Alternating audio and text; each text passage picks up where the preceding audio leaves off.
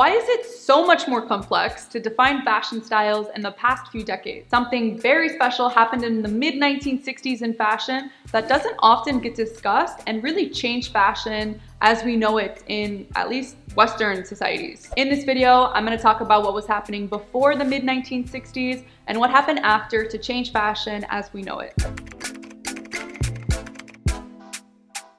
Pre-mid-1960s, fashion styles came from fashion houses and then worked their way down to mainstream. This is really important because styles are all about group identity within a socio-cultural context. Because the power was held by the bourgeoisie, styles were too.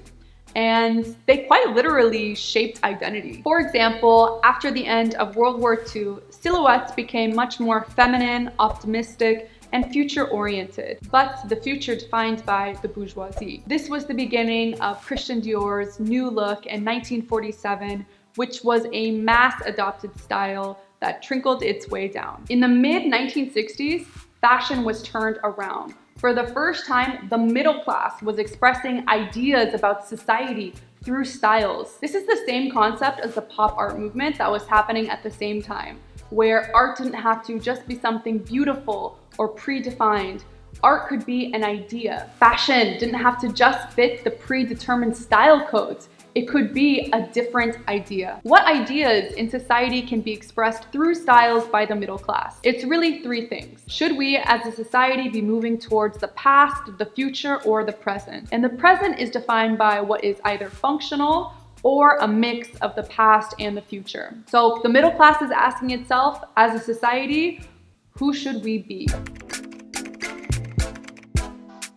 For the 60s, the past thinkers would be the nostalgic styles, the forward thinkers would be the space age styles, and the present thinkers would be perhaps a mix of the two, which found itself in mod styles.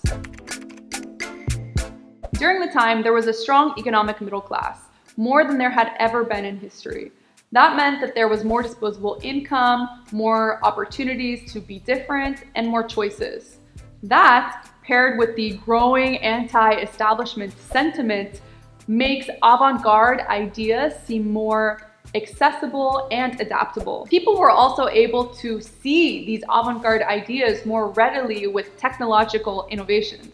The television was more widely popularized. Color TV came out in '67, the cassette tape came out in '62, there were phone innovations, so all of these contributed to the ability to consume media and just communicate more easily. Within these innovations, cultural leaders had so much more exposure. Musical artists, TV shows helped normalize these styles. So before big bougie fashion houses could understand what was happening, the mainstream was already picking it up from the avant-garde or, these cultural figures at the time.